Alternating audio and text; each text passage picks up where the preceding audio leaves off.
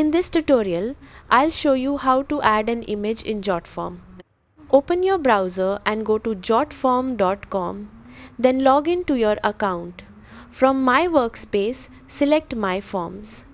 Click Create Form, choose Start from Scratch, and then select Classic Form. In the Form Builder, click Add Element, scroll down and add the image element to your form. Click the Properties icon for the image element, then click Choose a file and upload the image from your computer.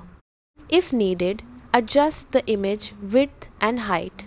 Enable the lock option to keep the image proportions correct while resizing. To improve accessibility, open the Advanced section and enter all text for your image. When you're finished, click Preview Form to make sure the image looks the way you want. That's how to add an image in Jotform. Thanks for watching.